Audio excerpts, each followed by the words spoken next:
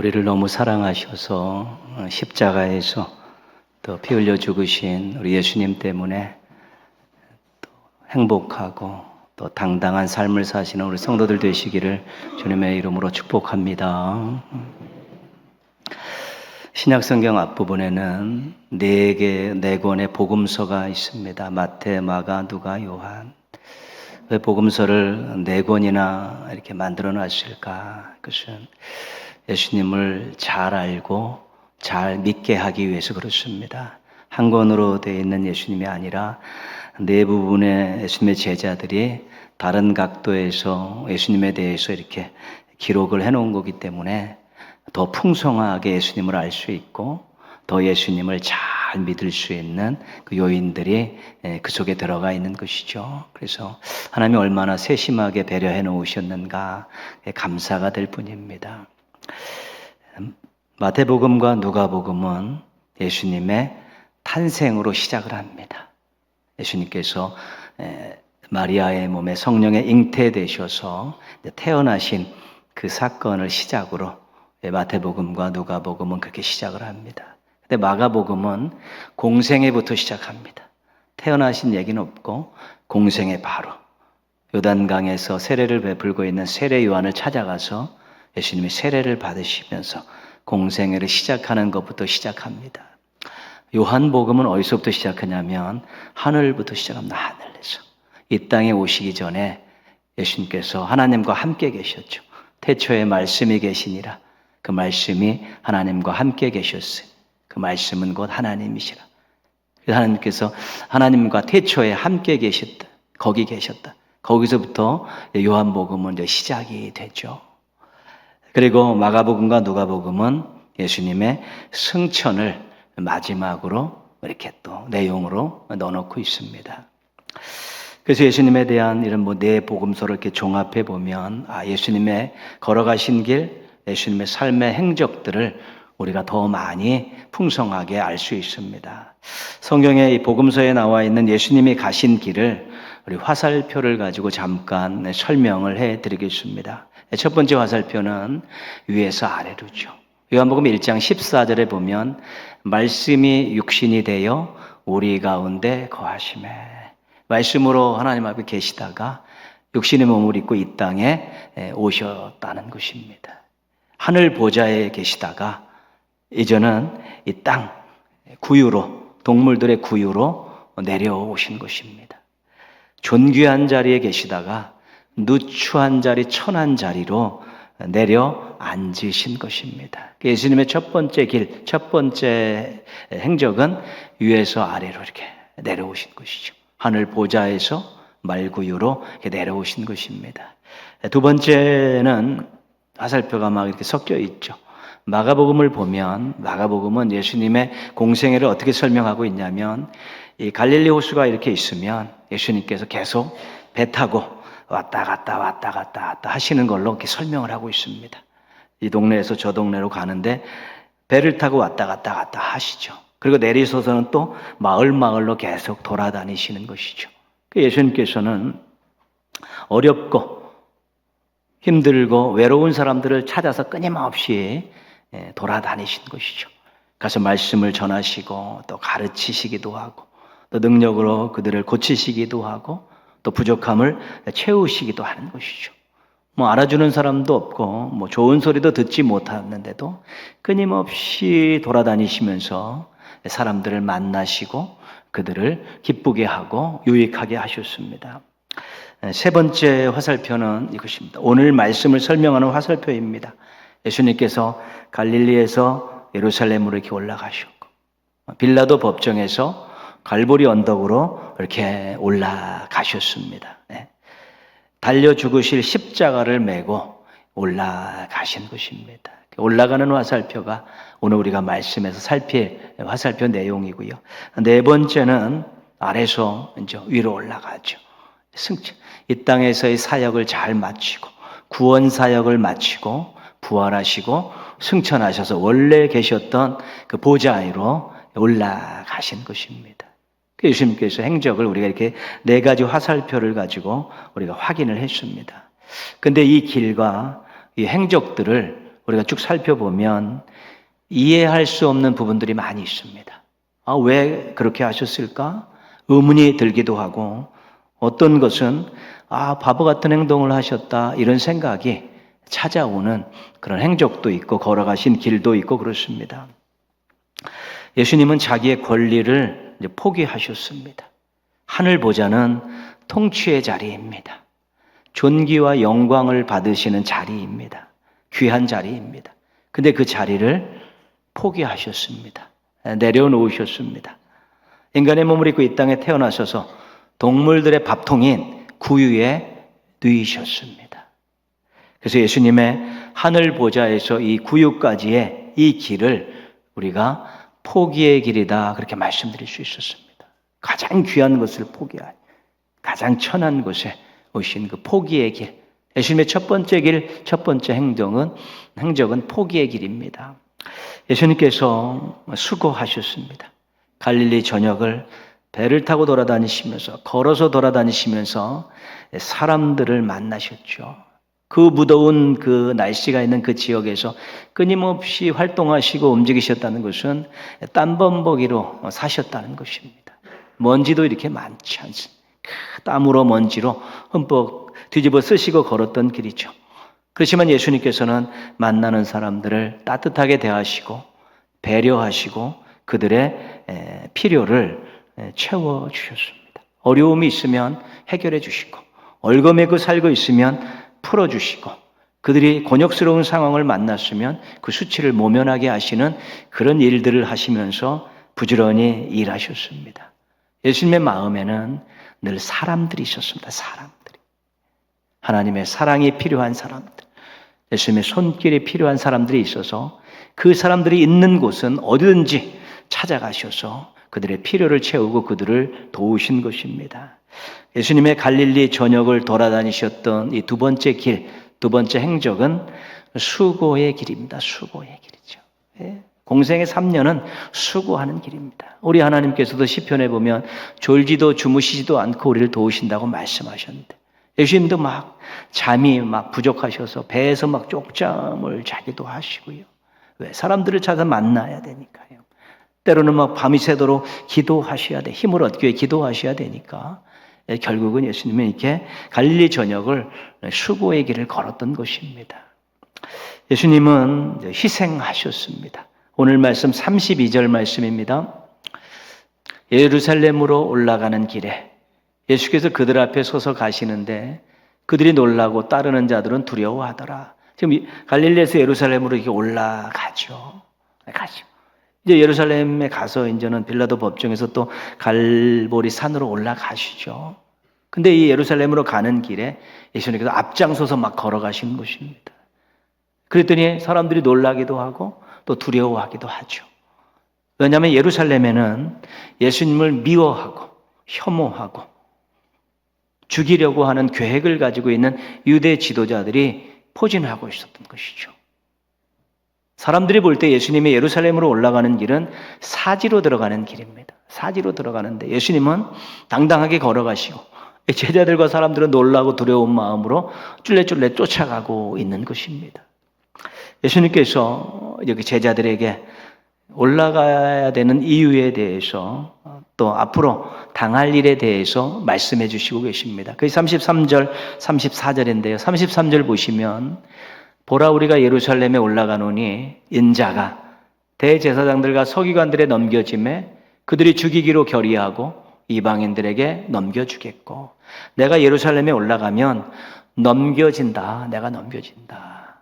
내가 유대 지도자들에게 넘겨지고 나중에는 이방인들에게 넘겨진다. 넘겨진다는 것은 함부로 취급받는다는 것입니다.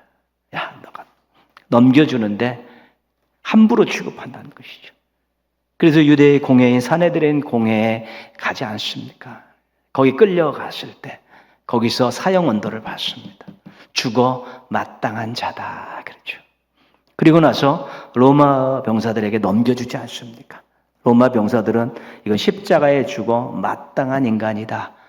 그런 생각을 하며 그렇게 취급을 하면서 그들이 예수님을 함부로 대하는 것들을 우리가 이제 보게 되는 것이죠. 내가 넘겨진다. 내가 인간 취급받지 못한다. 이것을 예수님께서 미리 제자들에게 말씀하고 계신 것입니다. 34절 말씀 보시면요. 그들은 능욕하며 침뱉으며 채찍질하고 죽일 것이나 그는 3일 만에 살아나리라. 그죠? 조롱당하고 멸시당하고 막 침을 뱉지 않습니까? 채찍질하고 나중에는 죽이는 것이죠. 수치와 모욕, 고난과 죽음을 몸으로 다 겪으시겠다는 것입니다. 그러려고 지금 예루살렘에 올라가고 계시다고 제자들에게 덤덤하게 말씀하고 계신 것입니다. 예수님께서 예루살렘을 올라가실 때 이 모든 것을 다 알고 계셨다는 것입니다. 예수님이 걸어가셨던 세 번째 길, 세 번째 행적은 희생의 길이셨습니다. 희생의 길을 걸으셨죠. 예수님의 가신 길은 하늘 보좌를 버리고 동물들의 밥통으로 내려오신 포기의 길이셨고, 갈릴리 전역을 돌아다니며 사람들을 살리고 그들에게 희망을 불러일으키기 위해서 부지런히 돌아다니셨던 그 수고의 길이셨고, 예수님의 세 번째 길은 예루살렘에 올라가셔서 갈보리산에 올라가셔서 십자가에 올라가셔서 그 생명을 주셔서 사람들을 구원하신 희생의 길이셨던 것입니다. 자기의 권리를 포기하기가 쉽지 않습니다. 누구를 위해서 수고한다는 것도 만만한 일은 아닙니다. 그리고 정말로 자기의 중요한 것들을 희생할 수 있는 것은 결코 쉽지 않은 일인 것입니다. 다 우리들 속에도 그런 것들에 대해서 하고 싶은 마음은 있어도 또 쉽지 않은 것이 현실입니다. 어떤 집사님 가정에 연년생 남매가 있었습니다. 오빠하고 여동생하고 1살 차이인데 어느 날 엄마가 밖에 갔다가 친구로부터 예쁘고 작은 가방을 하나 이제 선물을 받았습니다. 가지고 왔더니 남매가 서로 갖겠다고 막 싸움이 나고 난리가 났습니다. 뭐 좋은 거고 이쁜 거니까 서로 갖겠다고 난리가 났습니다. 내일 내가 똑같은 거 하나 사줄 테니까 오늘 누가 양보하고 그렇게 하라. 아예 오늘 가져야겠다고 난리가 났습니다.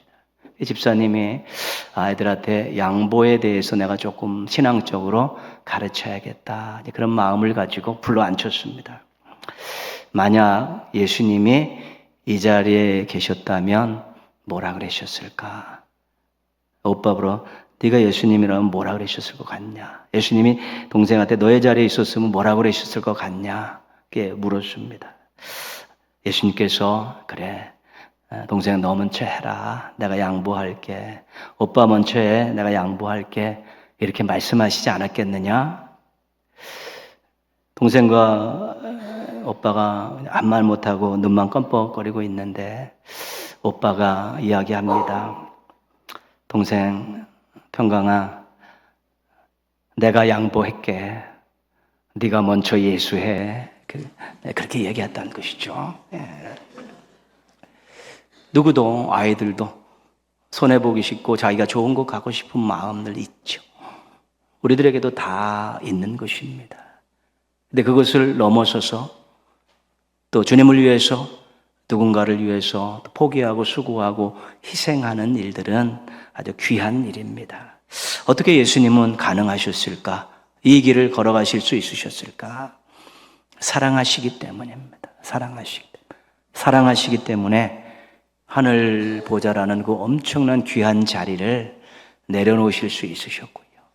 사랑하시기 때문에 그 많은 사람들을 쉬지도 않고 계속 찾아다니면서 그들의 필요를 채워주고 유익하게 하는 수고를 감당하실 수 있으셨고요. 사랑하기 때문에 나중에는 생명까지 드리는 희생을 감당하실 수 있으셨던 것입니다.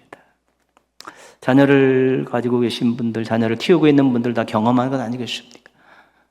내가 그들을 위해서 포기한 것 있고 수고한 것 있고 희생한 것 있지 않습니까? 왜 그렇습니까? 사랑하기 때문에 그런 것이죠. 사랑하기 때문에. 옆집 아이에게 뭐 그렇게 쉽지 않습니다. 그런 행동들, 태도들은 모르는 아이들에게 그렇게 쉽지 않습니다. 내 자녀 내가 사랑하니까 그런 것이죠. 사랑이 있으면 그 길을 걸어갈 수 있게 되는 것입니다.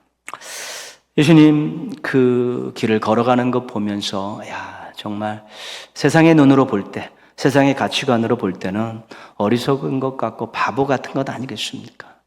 왜 자기가 포기합니까? 같이. 왜 수고합니까? 좀 편하게 살지. 왜 희생합니까? 저희가 그것을 잘 간직하면 행복을 누릴 수 있는데 그렇게 됐죠. 그래서 예수님의 이 모습을 보면서 또 성경에 나와 있는 하나님과 관계된 말씀을 묵상했던 조희선 시인께서 하나님 바보라는 시를 썼죠. 이것은 제가 몇 번 소개해드렸던 시인데, 높은 것 낮은 것도 구별할 줄 모르고 좋은 것 싫은 것도 골라낼 줄 모르고 손의 이익 따위 계산할 줄 모르고 내 편도 만들 줄 모르는 하나님은 바보. 오직 하나, 사랑만 아시는, 사랑밖에 모르는 하나님 바보. 그랬죠. 세상적인 가치관을 가지고 인생을 보면 절대로 용납할 수 없는 것입니다. 믿지 않는 사람들의 눈으로 바라볼 때는 이해하기 어려운 것입니다. 그러나 우리 하나님께서는 그렇게 바보 같은 일을 우리를 위해서 하셨습니다. 우리 예수님은 그렇게 바보 같은 길을 우리를 위해서 걸으셨던 것입니다. 그저 시는 하나님을 폄하하는 시가 아니라 감사하는 마음으로 하나님께 영광 돌리는 그런 시인 것입니다. 하나님 바보 같은 짓 해서 제가 이렇게 잘 살고 있습니다. 감사합니다. 예수님 바보 같은 길을 그렇게 걸으셨기 때문에 제가 생명을 얻었고 의미 있고 값진 삶을 살게 됐습니다. 찬양합니다. 영광 돌립니다. 그런 마음으로 쓴 시입니다. 신앙을 우리가 여러 가지로 설명하는데 그 중에 하나는 신앙은 하나님의 사랑에 항복하는 것입니다. 독생자를 주신 사랑, 자녀 삼아 주신 사랑, 용서하시고 기다려주시는 사랑, 이 사랑이 나를 위한 사랑이었습니다라고 퍽 무릎 꿇고 엎어지는 것이 신앙이고 그 하나님을 섬기며 살겠다고 다짐하며 나아가는 것이 신앙입니다. 그래서 이런 신앙의 정의를 하신 분들은 이렇게 이야기합니다. 항복하면 행복해집니다. 그렇죠? 하나님의 사랑에 항복합니다. 그 사랑 때문에 내가 오늘까지 살고 있습니다. 항복하면 행복해진다는 것입니다. 그렇습니다. 신앙을 또 다른 말로 하면 예수님을 닮아가는 것입니다. 그리고 예수님을 따라가는 것입니다. 예수님이 걸어가셨던 그 길을 한번 따라가는 것이고 그 길을 걸어가신 예수님을 닮아가는 것이 신앙입니다. 그 김진 목사님이라는 분이 시를 쓰시는데요. 우리의 운명이라는 시입니다. 짧은 시인데요. 1살 예수의 순결을 품고 12살 예수의 지혜를 깨치고 30살 예수의 사랑 앞에 꼬꾸라져 30살 예수의 생명과 함께 부활하는 것, 이것이 피할 수 없는 우리의 운명이다. 이 땅에 태어나신 예수님, 순결하신 12살 때 예루살렘 성전에 올라가서 막 말씀을 막 토론하셨던 그 지혜, 30살 공생의 기간 동안에 베푸셨던 엄청난 사랑, 33살 십자가에 달려 죽으시면서 우리에게 생명을 주셨던 그 예수님, 그 길을 따라가고 그분을 닮아가면서 결국 그분과 함께 부활하는 것, 이것이 그리스도인의 운명이라는 것입니다. 운명이라면 받아들이는 것이 좋지 않습니까? 내가 예수님을 따라가겠습니다. 예수님을 닮아가겠습니다. 그게 힘들고 어려운 포기를 할 수도 있고 때로는 수고해야 되고 때로는 희생해야 될 그런 길이지만 결국에는 주님과 함께 부활하고 영광을 누릴 수 있는 그날이 있다는 것, 그것이 바로 우리가 걸어가야 될 운명이라고 그렇게 이야기하고 있는 것입니다. 내일부터 우리가 고난주간이 시작이 됩니다. 예수님이 걸어가신 길을 한번 곰곰이 생각하시고 또 집에 가서 마음속에 담으셨으면 좋겠습니다. 예수님이 포기의 길을 걸어가셨기 때문에, 예수님께서 수고의 길을 걸어가셨기 때문에, 예수님께서 희생의 길을 걸어가셨기 때문에 내가 지금 이렇게 하나님의 자녀로 그리고 행세하고 살고 있구나 인정하고 감사하시라는 것입니다. 그리고 나서 나도 그 길을 한번 따라가 보겠다. 흉내 한번 내보겠다. 입구까지 한번 가보겠다. 그리고 첫 발을 한번 내딛어 보겠다. 이런 마음들을 한번 좀 가져보시라는 것이죠. 1년 내내 할 수 없지만 이 고난주간에는 우리가 한번 해볼 수 있는 마음입니다. 물론 방해꾼이 있습니다. 우리 안에 방해꾼이 있습니다. 그 방해꾼은 우리의 마음입니다. 아까워하는 인색한 마음, 편하게 살고 싶은 안일한 마음, 손해보지 않으려던 계산된 마음, 이런 마음들이 예수님의 길을 따라가는데 방해꾼입니다. 우리를 엄청나게 방해합니다. 생각했다가 잊어먹게 하고, 결심했다가 무너뜨리게 하고, 시도하려다가 주저앉게 만드는 것이 저게 그 마음인데, 저 마음이 우리 속에 다 있습니다. 그래서 기도해야 합니다. 새벽을 깨우실 수 있는 분은 새벽을 깨우시고, 집에서 매일 기도하는 시간 한 5분, 10분 더 늘려서 기도하는 것입니다. 하나님, 제 속에 있는 인색하고 안일하고 계산된 마음을 무너뜨려 주시고, 그래서 예수님 잘 한번 따라갈 수 있도록, 흉내 한번 내볼 수 있도록, 입구까지 한번 갈 수 있도록, 첫 발을 내드릴 수 있도록 해달라고 간절하게 처절하게 기도해야 이 싸움에서 이길 수 있습니다. 이것이 어렵고 회방꾼이 있기 때문에 그래서 말씀으로 무장해야 됩니다. 복음서 중 한 복음서를 잡아서 이 기간 동안에 쭉 읽으셔도 좋고요. 또 묵상집 가지고 계신 분들은 묵상집 하시고요. 또 고난주간에 또 전해지는 말씀들이 다 홈페이지에 올라가니까 또 그 설교 들으시면서 말씀 속에 마음 속에 말씀을 담는 것입니다. 말씀은 이렇게 보이지 않지만 용기라고 생각하시면 거기에 우리가 말씀을 막 담으면 인색하고 안일하고 계산된 이런 마음들이 다 바깥으로 밀려나가게 되어 있는 것입니다. 그 말씀 속에는 하나님의 마음, 예수님의 마음이 있고, 그 말씀 속에는 우리를 붙드시는 성령님의 능력이 있고, 우리의 연약함을 도우심이 있기 때문에 우리가 말씀으로 채우면 그런 우리가 인색하고 안일한 계산된 마음들이 다 뿜어져 나가고 도망칠 수밖에 없게 되는 것입니다. 이런 회방꾼이 있기 때문에 우리가 한번 작은 실천들을 해야 되는 것입니다. 그냥 기도만 하고 말씀만 채워서 끝나는 것이 아니라 한번 내가 누군가를 위해 주님을 위해서 요거 한번 작은 거지만 포기해 보겠다고, 내가 이번 기회는 내가 한번 수고하며 섬기며 한번 살아보겠다고, 내가 정말 공동체를 위해 주님을 위해서 이번에는 요거 한번 희생하겠다는 그런 마음을 갖고 도전을 해야 되는 것입니다. 우리의 생각과 우리의 기도와 우리가 품었던 말씀들이 삶 속에 구현되어져만이 우리의 삶이 변화되고 하나님 영광 받으시고 아름다운 일들이 계속해서 열매로 나타나게 되는 것입니다. 머릿속에만 있고 입술 속에만 있고 삶으로 구현되어지지 않으면 그것은 금방 안개와 같이 사라지게 되지만, 우리 머릿속에 있고 가슴 속에 있던 것들이 작은 실천을 통해서 그것이 시행되어질 때 그것이 우리의 몸과 마음과 신앙들을 따뜻하게 하고 새롭게 하고 아름답게 또 이끌어 가는 것입니다. 고난주간을 보내시면서 부활주를 앞두고요, 주님 가신 길이, 예수님 가신 길이 나를 위한 길이었다라고, 나를 구원하시기 위해, 나를 행복하게 위해서 걸어가신 길이었다는 것을 인정하시고 또 감사하시고, 이번 고난주간을 통해서 내가 정말 예수님의 뒤를 한번 따라가 보겠다고, 예수님을 조금이라도 닮아 보겠다는 그런 마음을 가지시고 기도하시고 말씀 곱씹으시고 삶 속에서 한번 작은 실천들을 하셔서 예수님과 함께 조금이라도 동행하는 삶을 살고 앞으로는 평생 예수님과 함께 그 길을 걸어가는 멋지고 당당한 우리 작은 예수들 되시기를 주님의 이름으로 축원합니다.